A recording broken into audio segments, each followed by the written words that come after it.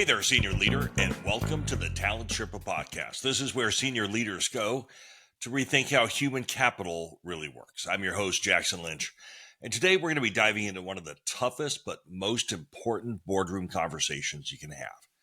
We're going to talk about performance.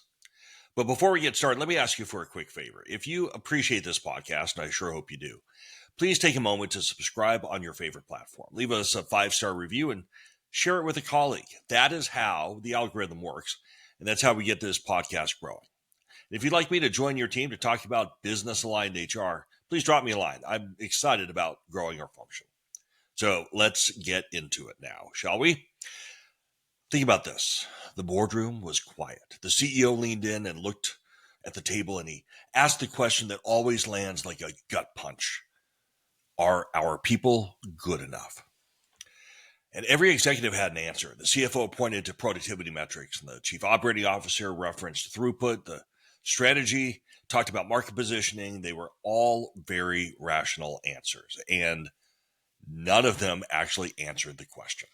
Because here's the truth. That question is not about headcount or turnover or engagement scores or bench strength or any of that. It is about whether the company has a coherent, lived philosophy of performance. And most organizations don't. Now, you might be wondering why outputs are not enough, because companies love outputs. We love to answer the question, did we hit sales quota, or did the factory meet forecast? Did we land the project on time? These are all very useful measures, no doubt. They're also incomplete, because outputs tell you what happened. They don't tell you why it happened or whether it will happen again. And without a performance philosophy, outputs can be gamed. Sales teams can pull deals forward. Ops can cut corners. Leaders can turn teams into burnout factories, just hit a number, and everyone pretends that it's fine until attrition spikes next quarter.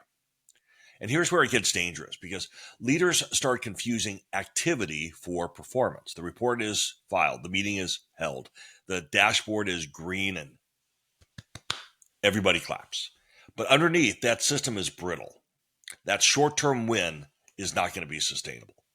And that is why you need a performance philosophy. That's a framework that defines what great looks like, how results should be achieved, and who is accountable for making it happen.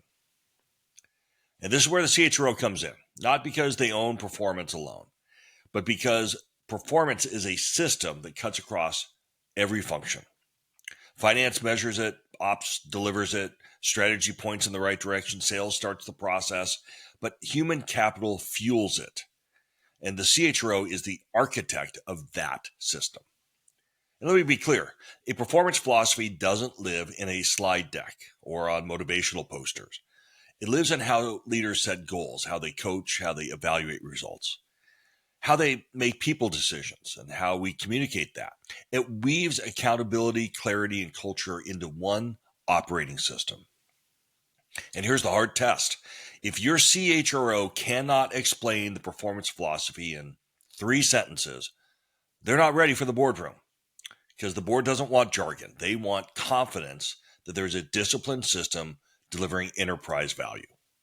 So let's talk about what those are. It's the backbone of performance philosophy: outcomes, behaviors, and accountability. So first, add outcomes. Performance starts with outcomes, of course. They must be achieved. What is it? When do we need to achieve them by? Not activity metrics like hours worked or training courses completed, but real impact. We've talked a lot on this podcast about the focus on outcomes. Did sales expand market share? Did engineering deliver a product that customers actually adopted? Did operations improve yield without blowing up safety metrics? Outcomes. They must be precise and tied to enterprise value. And when they're vague, and many of them are, performance conversations collapse into opinion. One leader says, my team worked hard. Another says, your team underdelivered. Both are right in their own frame, but neither is really that helpful. Outcomes anchor us in measurable truth. Second, let's talk about behaviors, because outcomes matter, but how they're achieved matter just as much. If results come through toxic behavior, then culture corrodes and the best talent walks out the door. A strong philosophy spells out the behaviors that matter: collaboration, innovation, discipline, customer focus, whatever is aligned to your individual business strategy. The companies that did this well back in the day was PepsiCo, where we literally balanced results with how we got the results on your individual performance rating. Because if you ignore behaviors, you might end up just elevating brilliant jerks. They shine in the short term, but long term, they rot the culture. BCG research actually shows the companies that enforce cultural behaviors outperform peers by 30% in shareholder return. Now, why is that? I think it's because talent stays and work better together and builds resilience. And you need all three of those things in today's business environment. And then let's talk about the overlooked one. That's leadership accountability. Employees are often held accountable for results.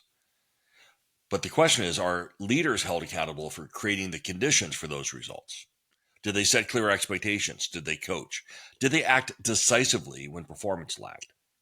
Because I found that too many organizations measure employees and leaders off the hook. That double standard creates fragility. A real philosophy makes leadership accountability pure and explicit. Sustainable performance is as much about what leaders do to enable it as what employees deliver. So you might be asking, why should CEOs care?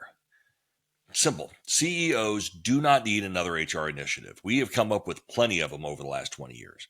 What they need is confidence that their organization can deliver the outcomes they promise to the board and the shareholders. And without a philosophy, all they get are anecdotes. One leader says the team is strong, another says their team is weak. Another blames turnover. None of it ladders up. With a philosophy, however, the CEO has a lens. Are outcomes delivered to behaviors aligned? And are leaders creating the conditions for performance? That's evidence. It's not opinion.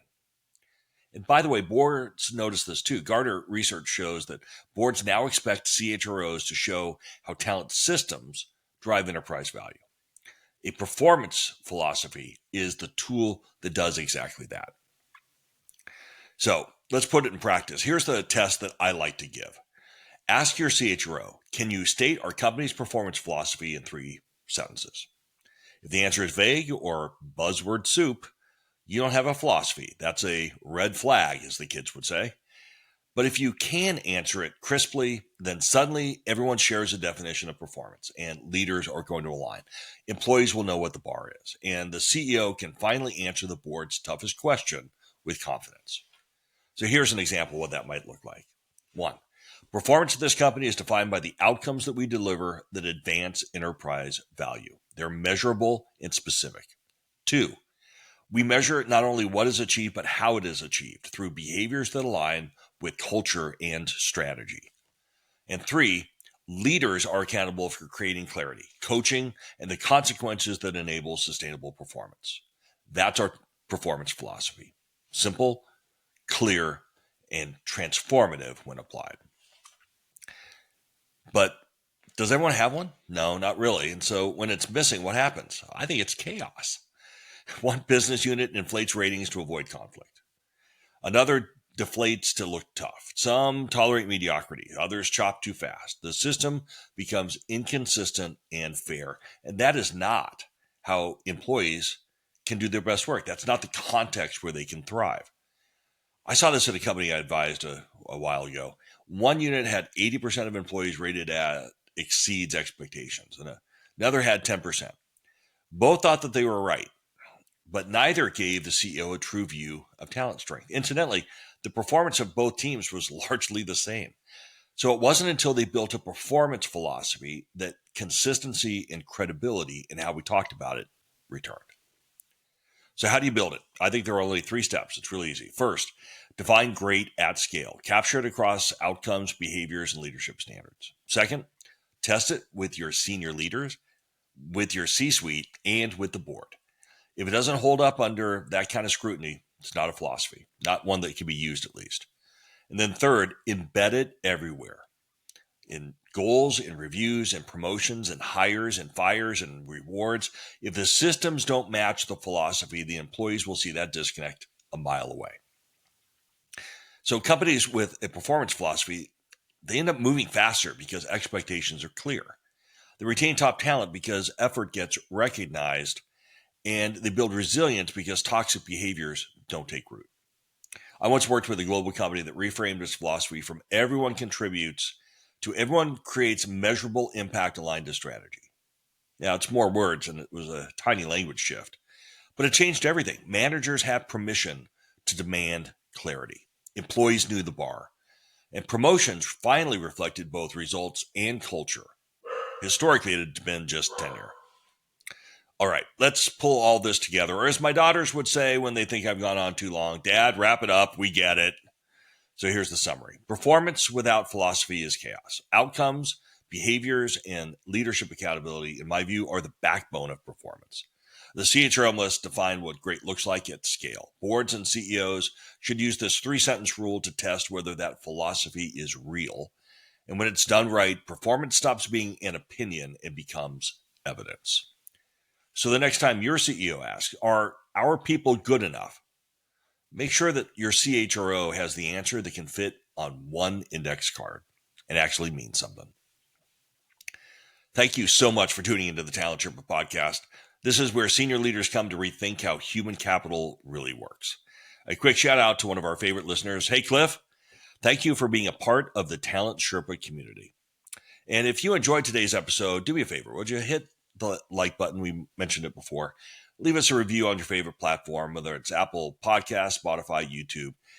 We're ubiquitous. And if you're a CHRO wondering where to start your AI journey, it starts with defined outcomes and roles.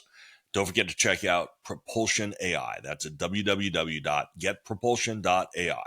That's transforming how smart companies turn HR insights into powerful outcomes. And if you're an emerging or brand new CHRO ready to accelerate your impact, come on over to mytalentsherpa.com. We built resources specifically to help you navigate, elevate, and deliver results from day one. And that's it for now. I appreciate you spending some time with me. Until next time, raise the bar, develop a performance philosophy, and keep on climbing.